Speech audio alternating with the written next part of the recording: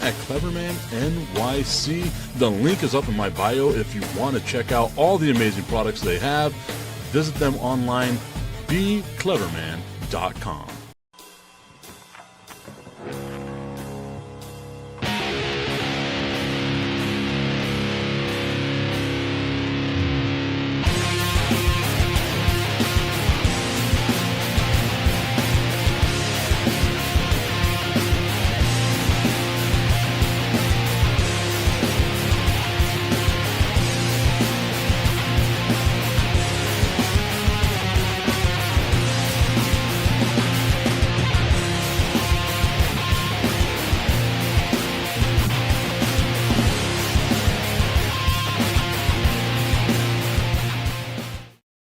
It is the Tipping Point with Mike Tipton, hanging out with you here on a Friday morning. It is a TIP VIP Friday. I got my dude B Trilla hanging out with me. We got Augustine Pimentel hanging out with us as well. Thank you guys so much for joining in on today's show. Remember, we are live on Facebook, on LinkedIn, on Instagram, on YouTube, all over the place. We're too many places at one time is where this show is. Arguably way too many places given how bad this show can be from time to time. But nonetheless, we are doing it. We are live. Shout out to Posh and Pex who tuned in over on Instagram. Guys, yesterday was a sad day for your boy, and I felt extremely selfish about it, right? Because I said as soon as the show was done, I get an alert. The immortal Hulk Hogan has passed away. And I thought to myself, that could have given me content. I could have got 15 minutes out of that. And instead, I had to just flounder my way towards the end of the show like I did yesterday, talking about Mortal Kombat and masturbation. Eminem. Everyone's favorite. But anyway, like Hulk Hogan passing away, I feel like everybody has a wrestling story, right? Like everyone at one point in time loved wrestling. And for me, Hulk Hogan was the guy, right? Like I fell in love with wrestling with Hollywood Hulk Hogan because that's whenever I got introduced to it. Augustine, you were talking about watching him versus the Ultimate Warrior at like WrestleMania 3. What's your thoughts on the passing of Hulk Hogan? No, it's a sad day, not just for professional wrestling. It's a sad day for someone who made a mark on everybody's lives because the larger than life character that Hulk Hogan was, he went over boundary lines from sports. He was in movies. He's the one who beat the living heck out of Rocky Balboa. I mean, this is how big this guy was. In movies, he was just the man that helped Vince McMahon raise an empire that is still alive to this day. That's what Hulk Hogan was. And the greatest line that I've read today is something that's Terry Bollea, and I'm sorry if I'm mispronouncing his name because I always knew him as Hulk Hogan. Mm-hmm. Terry Bollea might be gone, but Hulkamania lives forever. And that just speaks volumes about what he represented. And that's one of the things too, right? Like you see the crossover between wrestlers and movies. That kind of happened with Hulk Hogan being Thunder Lips in the Rocky movies and stuff like that. What about you, B? What are your thoughts on the Hulkster passing away? Well, I was never ever really a big wrestling fan, but during these times when Hulk Hogan was an icon in the sport, I was watching a lot. I had even had favorite wrestlers at that time: Junkyard Dog, Andre the Giant. I try to stay away. He is such a star. You try to steer away from when you're watching wrestling. You try to find another wrestling hero because everybody loves Hulk Hogan, and it's like, I want to try to get away from that. I want to try to be a different guy. But yeah, I mean, once he got out of that, though, and I grew up a little bit, I stopped watching wrestling altogether. But you still saw his name in the lights a lot of time. So Hulkamania is not going nowhere. It's going to be ingrained in our cultural history.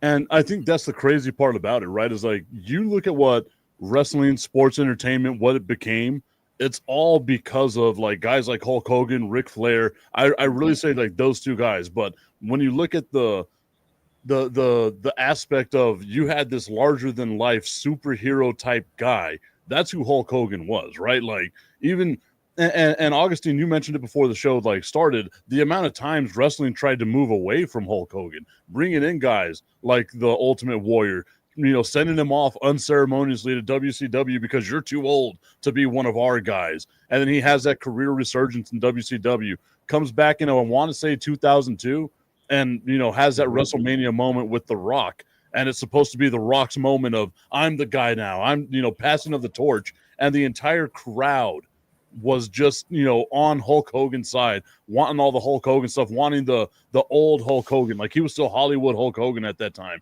Brings back Hulk Hogan and gets to run another 10 years out of that. The stuff that man put his body through in order to just make the fans happy. That's what I love about wrestling is whenever you're going to lose, whenever you got to do whatever spot it is. Imagine going through the 1980s and knowing you're about to get a chair to the top of your dome. Like, you got to take that chair to your dome, right? We can talk about wrestling being fake all we want, but them shits is real sometimes, man. And for me, if you're a dude doing it like Hulk Hogan did at the top, at the highest level possible, man, like you guys said, he might be gone, but Hulkamania is going to last on forever. Our guy Ray over at Locally Sourced El Paso saying, as crazy as his life got, he left a wrestling legacy. Yeah, completely agree. And the outcome might be scripted and everything, but you take one of those big palms from under the giant to your chest, and that's going to hurt. you know, and more than that, and I think, and then we were, and B, I'm really happy you said with all the superstars that were around when Hulk Hogan was that. I mean, you think about it.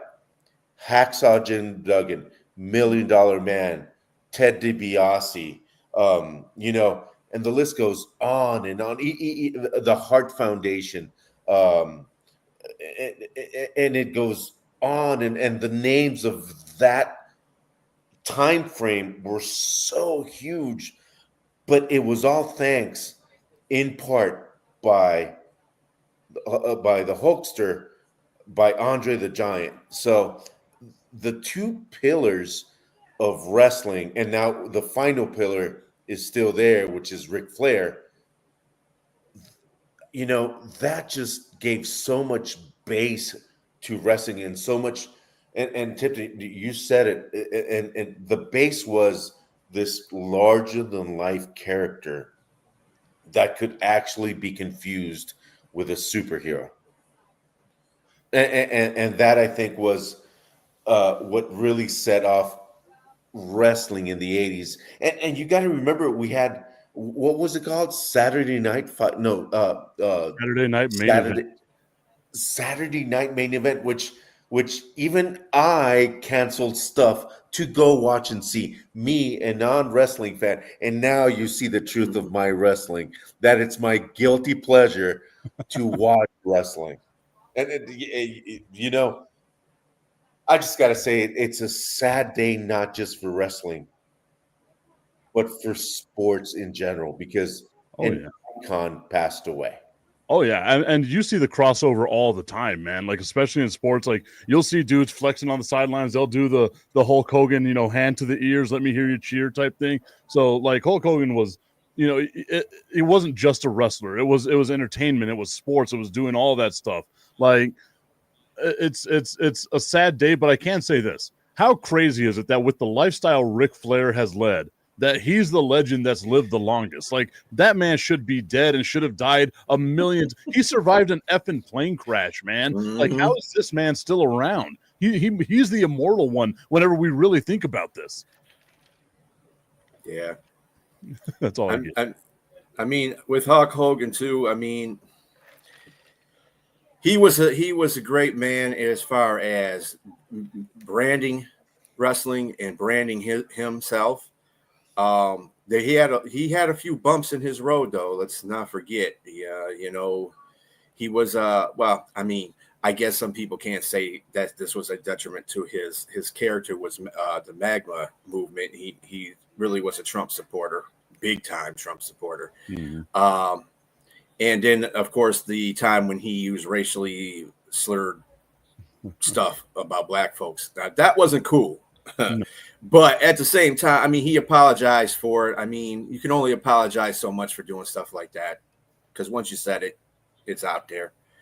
But I mean, he did make a comeback about it. I mean, there's people that still loved him and accepted his apology and moved on from that. So, I mean, the guy is gonna, like I said, Hulkamania is gonna live through cultural ages, man. It's just gonna be around for a long time. When I'm 95 and I'm talking to my kids, I'm gonna say, yeah, I remember Hulkamania. You're like, Hulkamania, yeah, look it up on some kind of whatever social media. It'll be on by that time. So in like 5 years is what you're saying, Right? Thanks. But yeah, like I think that's the thing, right? Is like, and I guess it brings up a larger question, like, when do you separate the art from the artist, right? Because Terry Bollea, the individual, was a deeply flawed person, right? Like you look at the stuff with the Bubba the Love Sponge stuff, like you said, the racial slur stuff that he was doing, the MAGA movement, all the things that he's done in like recent time. And I was telling Augustine, the saddest part about this to me is the fact that in his very last appearance in the WWE, he's trying to sell his Real American beer, and he is getting booed out of the arena. Like, obviously, this is shortly after speaking at the Republican National Convention. There's a lot of stuff that, like, surrounds this thing. But he was getting booed. You never saw Hulk Hogan getting booed. And I mean, it was deafening. They wanted to give him like 5 minutes. They gave him 35 seconds because of how bad the booing was. They had him wrap it up. And it was just an awkward, just buy my beer, brother. And you see Hulk Hogan, like, slink away in a look that you don't ever see from Hulk Hogan. But it's because of how flawed Terry Bollea, the person, was. When do you separate the art from the artist? And that's true for everybody. I mean, like R. Kelly is one of those guys. He's a great musician, but then the R. Kelly on the the civilian side is a pervert. It's those are kind of things that people have to mesh out themselves. That's a personal issue that you have to take on with yourself if you're thinking about having one of these people immortalized into your soul to take in their greatness and stuff like that. You also got to accept that they have bad sides too. They're humans. It's like anybody out there that's an icon. They're humans. So take the good with the bad. Yeah, I'm human, people. Come on, give me a break. I mean, hey. Yeah, especially Augustine. Don't. Got your flaws, Augustine. Tommy Carranza I was going to say, Tommy Hulk Hogan is the legend. Hogan is the legend of all legends in wrestling. The wrestling world lost the greatest of all time. Our guy Richie saying, "Good morning, Kings." Good morning to you, Richie. Saying, "I still can't believe it," and then saying that the booing happened in L.A., which is liberal landia to boot. And then Tommy saying he had his problems talking about Hulk Hogan, but strictly speaking about his career, in my opinion, he is the greatest of all time. The GOAT. I think separating wrestlers, their persona from the person, is very easy to do, and I think that's why Hulkamania will live forever. Because at the end of the day, what got me into wrestling when I was younger, it's those those stories that when back in the day WWF would go into a city and people would say, "Where are the wrestlers? I mean, they're coming in." They would visit children's hospitals, guys. I mean, with no cameras, they would go and give a free show to the kids, to all these kids, to the grown-ups. They would sign autographs. They would do this, and all they would say is, "Thanks to our fans, we're having the lifestyle we have." And more than any other professional, I think wrestlers, I mean, know that, because they sense that love day in and day out from the fans, and it's I think you can separate really, really well the persona from the actual person, and that's what I think is going to be an advantage toward Hulkamania. They're going to look at all these YouTube videos out there with Mean Gene Okerlund and with Coco Beware and all this and that. And yes, Tip, I know all these. Tipton is going to see. Tipton also has a show with his buddies, with his drinking buddies. And the first thing he's going to say, he's going to come out and say, listen, guys, I know something that you're going to love. Augustine is actually a wrestling fan from back in the day. And that's the thing is, like, Augustine would, like, comment on that show. Bob, Jim, and Pat get drunk on the internet. Augustine would comment on that show that we're, like, licking windows because we like wrestling. Like, I'm like, come on, guy. And then, like Pat, Augustine, I'm gonna say what Pat's nickname for you is, which is that piece of shit, Augustine. And as soon as I say that you like wrestling, he is going to eviscerate you, my guy. Like you have opened up Pandora's box. We've got you cooked from now on.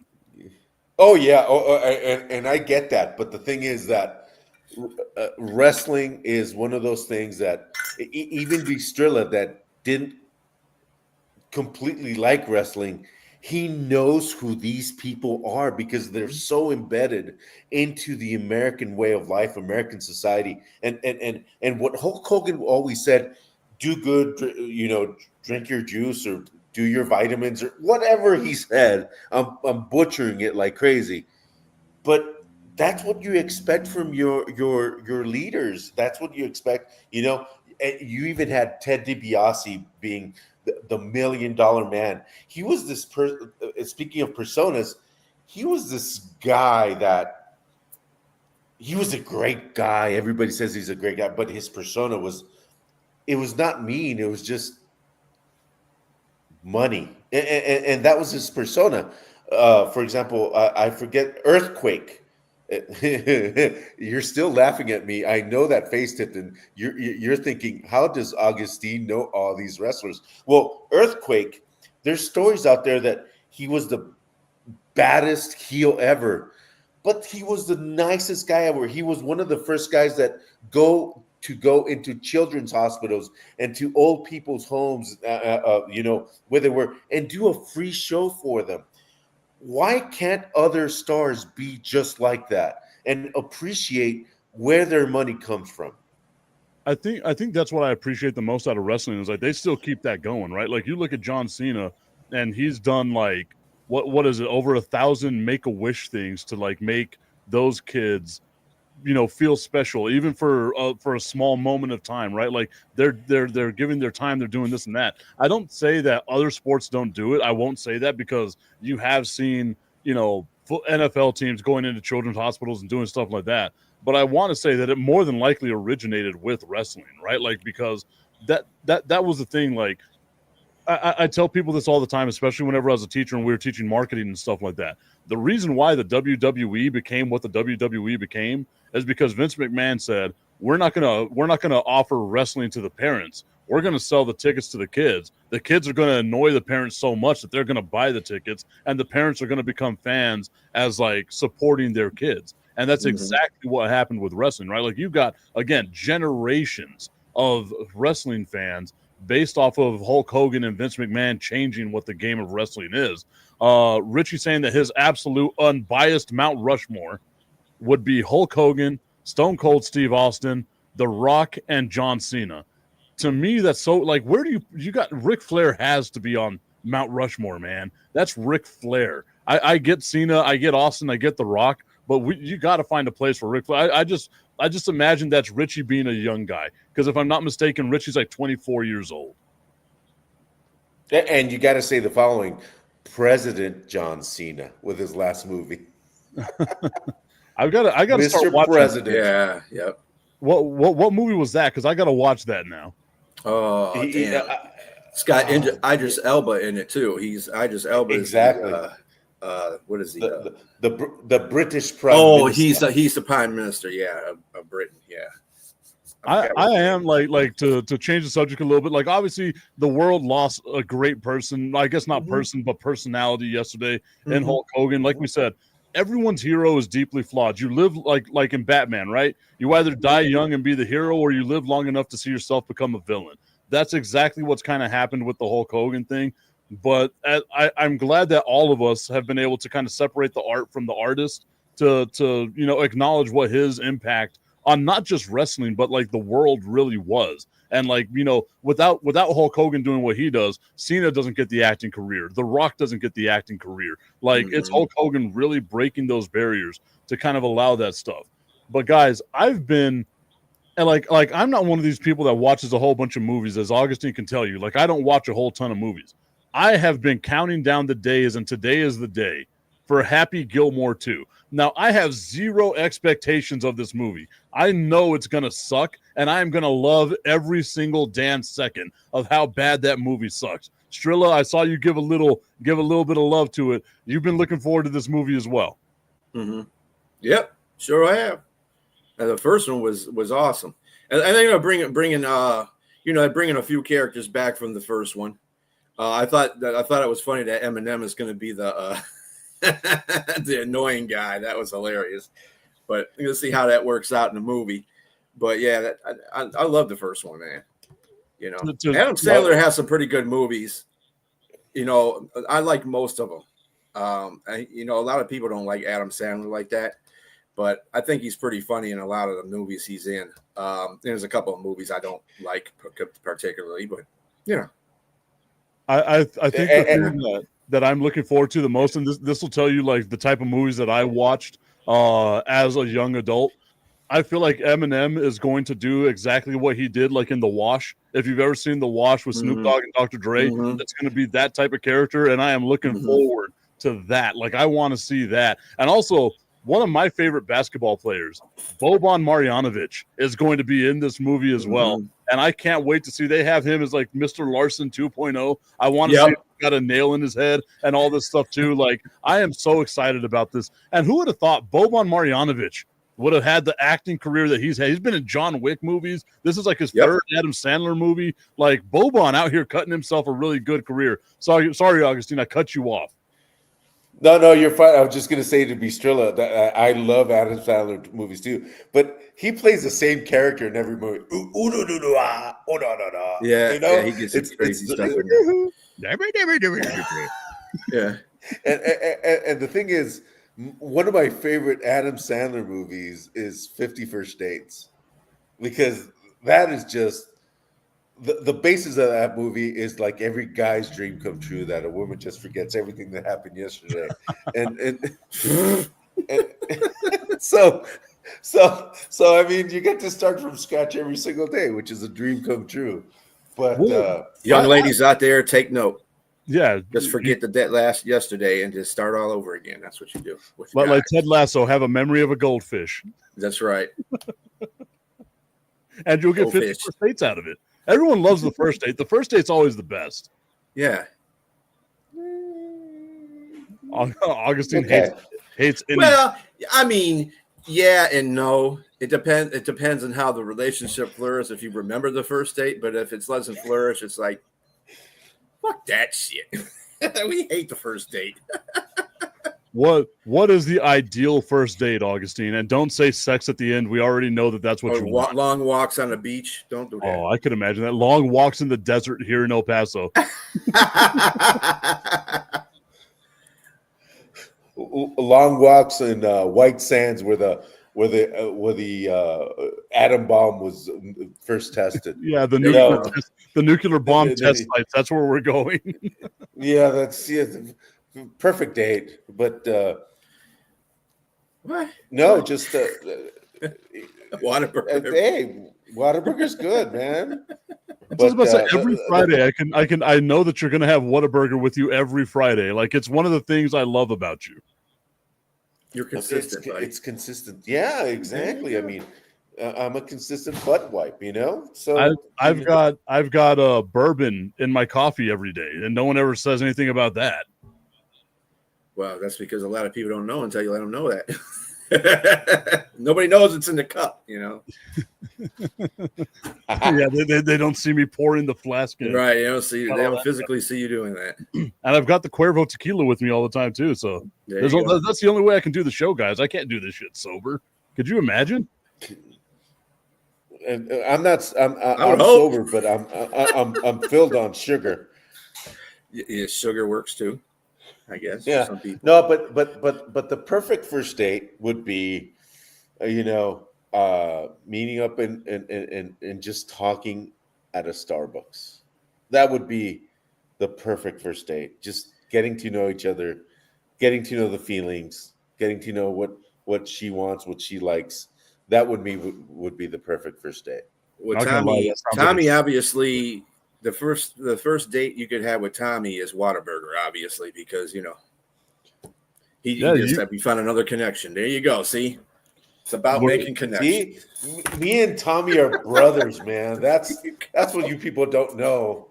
He's my inner cholo. That's the thing that people don't understand. Inner cholo. There you go. He said that would be your last date. I was about to say, I'm not gonna lie, that sounds like a pretty terrible date, Augustine. Like Augustine's dates now happen at 9:00 in the morning. Like that's we're gonna meet at Whataburger.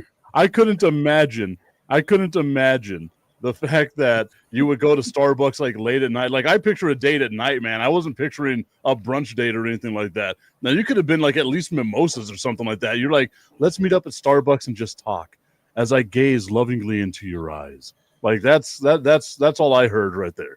I would say like the perfect first date has to be like you go out. You go to a nice you'd never go to a movie on the first date. If you go to a first date and it's a movie, you're a horrible individual. You're never going to have time to talk. I do agree with you, Augustine. You got to be able to talk a little bit, find out some stuff about each other. Dinner's a great place to go because you can see if they eat like a slob like I do, or if they actually have manners and stuff like that. But I tell you one thing, the best way to end the date is with just the tip. I just want to put the tip in. It's time for Just a Tip. That would make me uncomfortable. Promise that it ain't too much, but just enough. Just a tip. Just a tip. Just the tip? Just the tip. It's time for Just the Tip.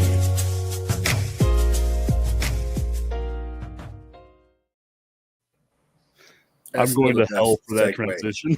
That's a and I'm the bad one ever. And I'm the bad one, B. And Ever. And I'm the bad one, yeah. And I'm the bad one, yeah.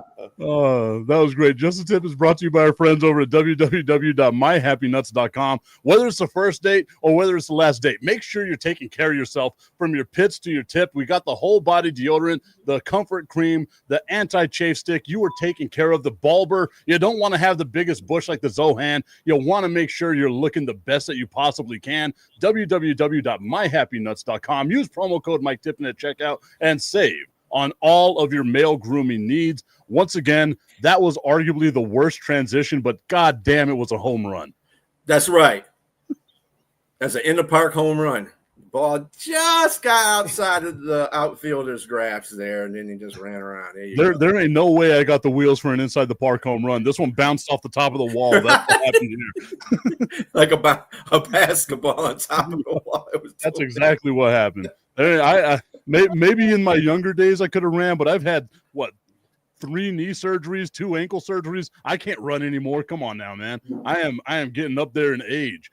But I wanted to get your guys' opinions on this. The President of the United States yesterday has directed Sorry. 30 days aimed at preserving college sports opportunities and preventing college athletes from becoming professionals.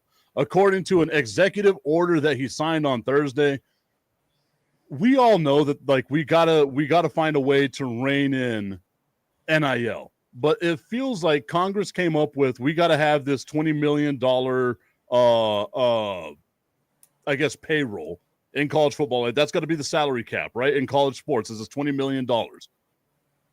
But if you're going to sit there and say, okay, we don't want them to be professionals, what the hell are we trying to do, Strilla? Because it doesn't make sense to me. I don't know what's going on. You know what? Ever since the NIL has even been in place in here, it's just a confusing bunch of crap right now. They really, no matter what 47 does, I mean, they got it. They should have started off at the starting blocks with a plan. You just don't throw something out there and then say, okay, we're good. No, don't put it out there to satisfy the masses. Put it out there with a plan. That way, when these issues happen, it's not confusing to everybody. These kids aren't getting. See, the kids these days, everything is, it's mine. Look at me. I'm this. I'm that. They don't work for a lot of stuff. And I think this is what the NIL does a lot too. It takes away from that hard work that these players have put in there. I'm not saying they shouldn't get paid. That's not what I'm saying. Okay, they should have been getting paid for a long time in college sports because they obviously bring profit to the colleges that they play for. But at the same time, dude, work hard. And I think that's an aspect that people are not really looking at. They're just like, give the kids the money, whatever, because they deserve it. Why? They're not. If you don't work for it, you don't deserve. When you go to work, like Augustine will be, because he's still a working guy, just like I am. You go to work, man. They give you a paycheck after you put your work, your week, 2 weeks in. You know what I'm saying? They don't give you a before a check. They give you an after check. So and you strive to do better at your job so you can get more money at your job. And I think this is the problem that the college sports has, professional sports even has this problem. I want to get my money right now up front because I could get injured. I say, you know what? If that was the case, and I always compare this to firefighters and police officers, because these guys go out there every day risking their lives. Every time they get out of bed, they could be shot, burned up, whatever the case may be. They don't get the money that these NFL players are getting paid, and they could be killed. And that's a difference, or oft, or whatever you want to call it. Sorry. I'm not on a network, so I don't care anyway. Yet, at least. So yeah, and it's just. I guess I'm just a traditionalist. That's all there is to it. This is just nonsense to me. What about you? Yeah, Augustine? What are your thoughts on this? One of the things that ended in the United States is the amateur level. And we got to be very, forward on this and say that college sports for a long time has been the precursor to professional sports. And it was a professional sport without being a professional sport because the amount of organization, the level of coaches in colleges is just, amazing. And a lot of people want to come to the States to be able to do that. But I think putting this kind of money at this stage of their careers is dangerous because they might say, oh, well, I'm just going to go to college for 1 or 2 years and then go pro. And then what if something happens? The what ifs are too common in today's day and age. And I think one of the things that is really being put in the background is actual school, and to have the necessary knowledge, skills, and abilities that are needed in the workplace today. Because like you said, Tip, the 1% of the 1% of the 1% are the ones that are going to be playing on Sunday. So these kids have to be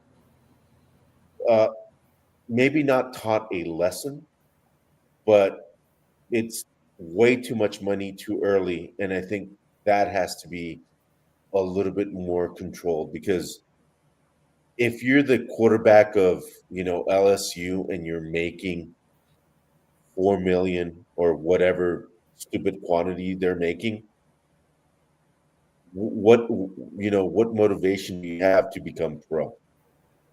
I mean, you're already taken care of. So And we're kind of seeing it bleed over now into like professional sports, right? Like how long it took the second round picks to get signed to their contracts because they wanted guaranteed money and etc. Right? Like it's never worked that way in the NFL. I doubt that it's going to continue to work that way in the NFL. Like they didn't get the guarantees that they thought they were going to get, but the reason why they're asking for it is because they got so used to getting it in college, right? Whether you're a first round pick or a second round pick, you were probably getting some sort of money sent over your way. Now, granted, NIL isn't the school paying you, right? Like it's you getting paid from a third party that wants your name, image, and likeness. Like we see the commercials all the time, especially here in El Paso. They're poorly produced commercials, but they have the college athletes on them. And for me, I'm all about it. Get your money, right? Like go get a little bit of money. But you have to, at the end of the day, remember that it is a business. And if you're going to treat it like a business, this business can either love you or this business can kick you straight in the dick. And a lot of you guys are going to get kicked straight in the dick because there is no fallback plan for you, right? So if you're trying to leave college early, if you're not taking college as seriously as you should, you're not taking advantage of the scholarships and stuff like that, then it's starting to become a bit of an issue. And this is what I wanted to ask you, because as I continued reading this article, it says Trump's order sets out specific guidelines for preserving athletic scholarships based on an athletic department's annual revenue. So what that sounds like to me is unless your athletic department is making money, you're not really going to be able to offer scholarships. And that right there is a huge red flag to me as far as this executive order goes, because there's a lot of schools out there that aren't Alabama, that aren't Tennessee, that aren't LSU or the big name schools, but they're giving kids an option to, one, continue playing the sport they love, and two, get an education. So I don't like this part of that executive order. I agree that we've got to come up with some way to wrangle all this in because we let it be the wild, wild west for too long. But you can't start taking away or only allow scholarships to be given based on how much your athletic department made. Like that's wild to me. What do you think, Strilla? Yeah, like I said, I've already outlined my disappointment with the whole situation. And again, let me be clear: I'm not against these kids getting paid. I'm not, but there's got to be a level of responsibility toward how they're doing this, and that's what's getting out of hand.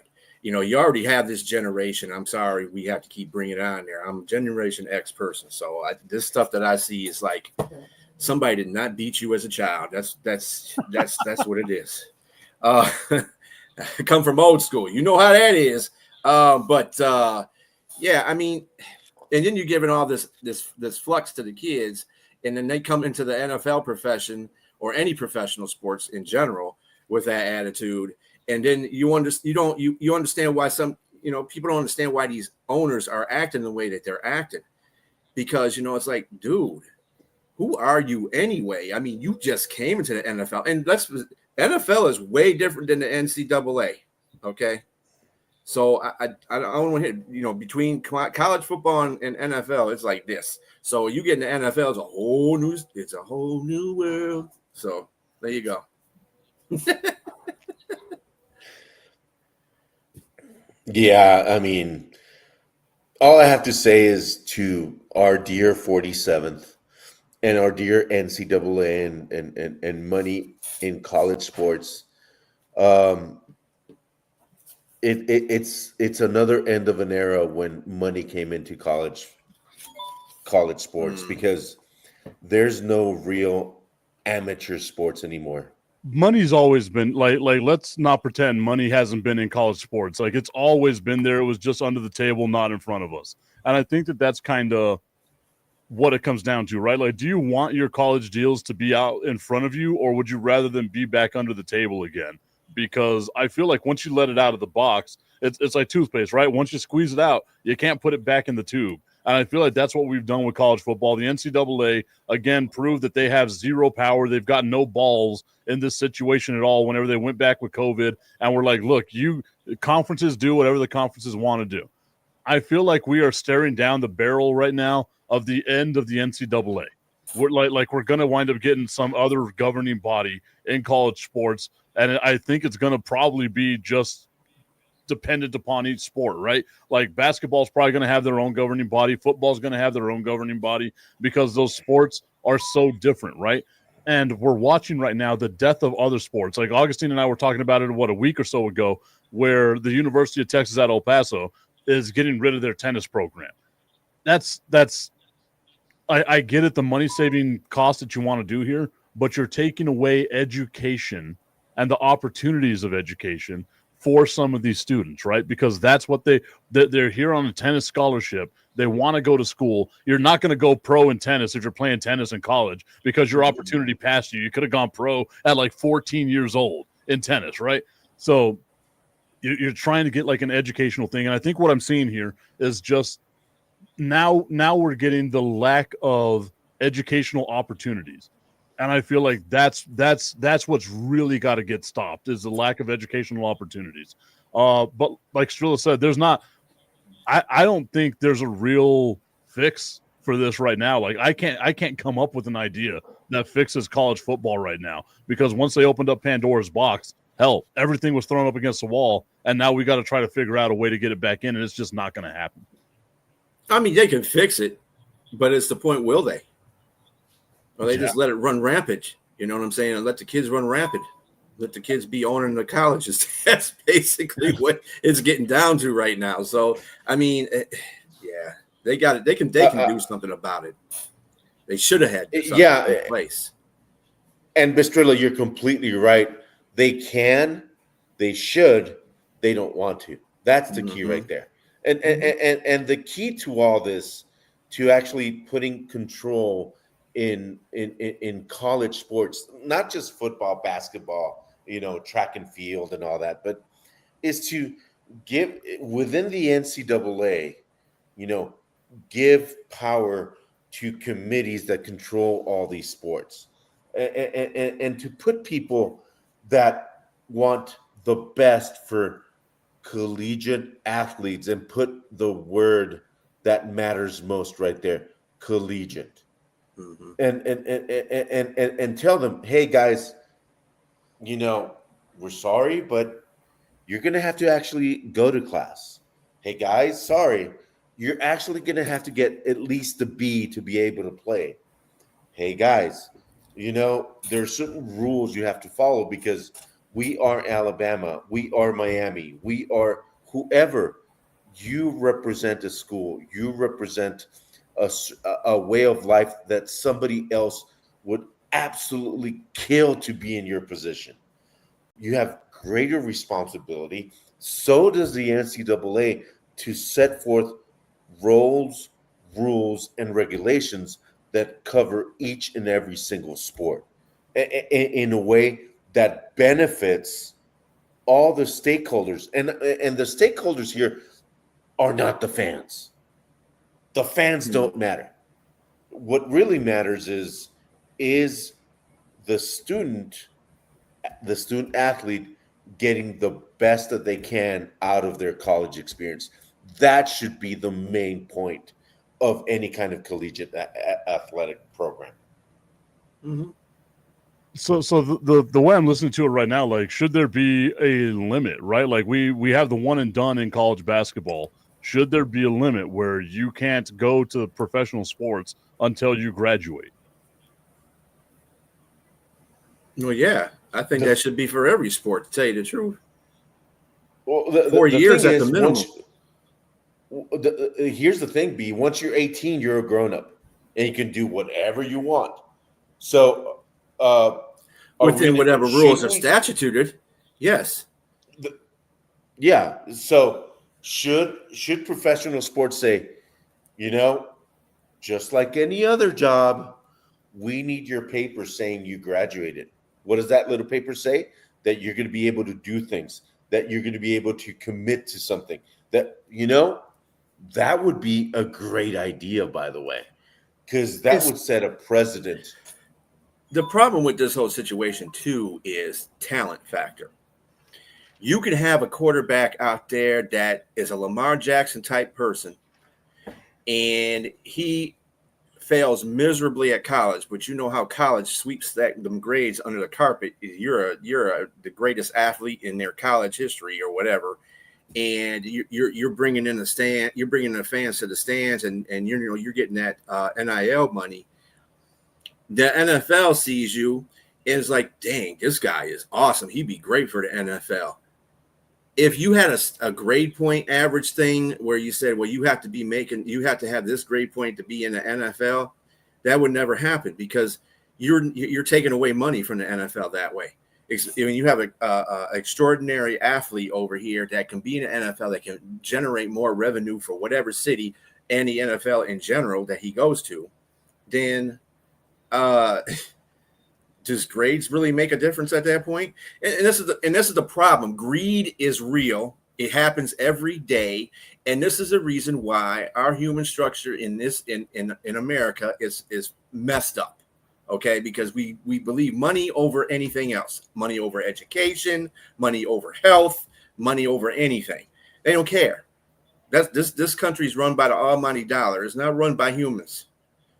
The human feelings. It's not the education system. That's why, you ever watched that Jeff Daniels when it was a newsroom, I think it was, and he had that clip where he was on stage and he was talking about America and how they good there. I hate going through that whole situation because I hate bringing that up every time because people don't understand.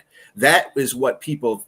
I mean, America in ratings is that, and then to the outside world, we're idiots. Straight up, because our education system is failing.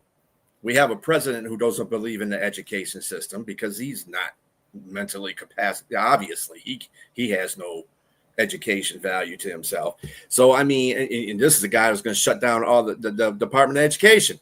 So, I mean, we're going to become dumber than we already were in the first place.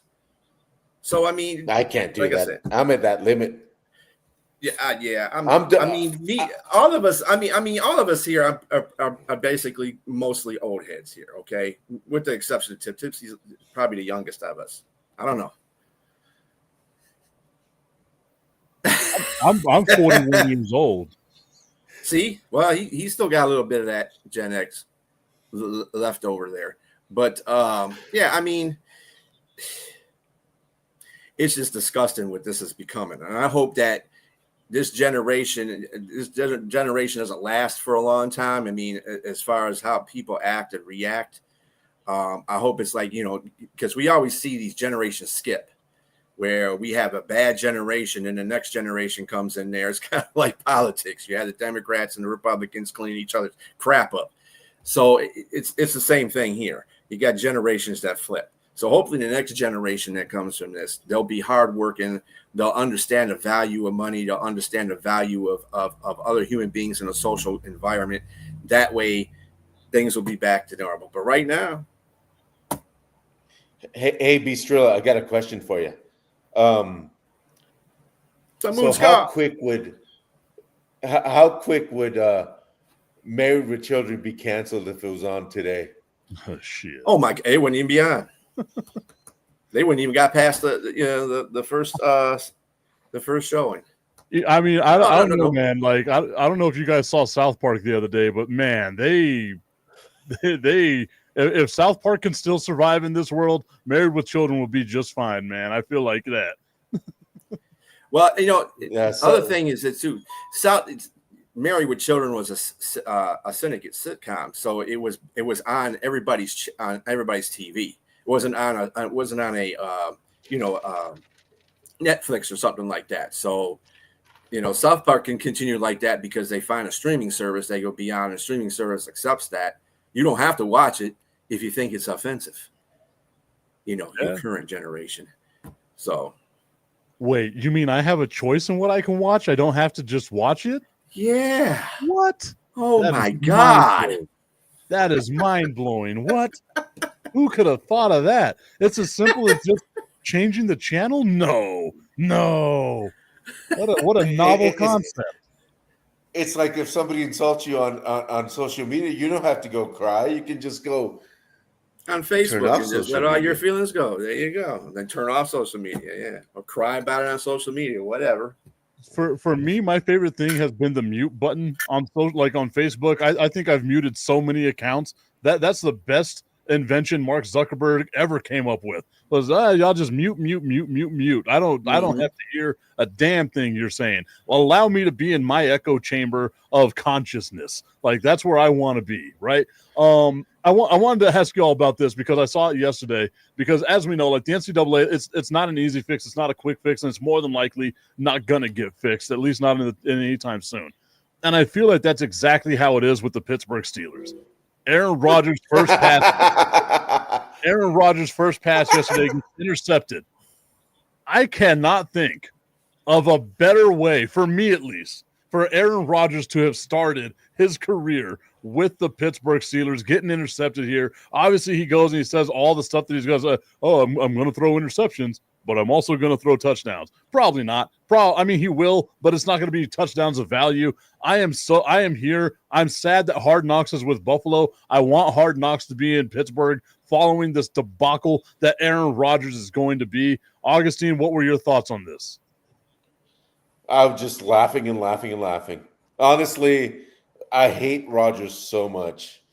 He's got such a punchable face. He's got such a punchable attitude that I think the NFL needs to punch him. And this he was needs to get kicked in the dick, like we said earlier. Yeah, he needs to. He needs to be kicked on the tip. So. Now that was a good one, Augustine. The old that was a good one. Kicking the tip. So he it's just he's so hateable. It's like So I mean, it's funny to say that after Brett Favre, that we can hate a character even more than we can hate Brett Favre. So, Tommy, I mean, South Park needs that'd be awesome. I definitely would. Yeah. Aaron Rodgers as a Mormon would be the best episode ever.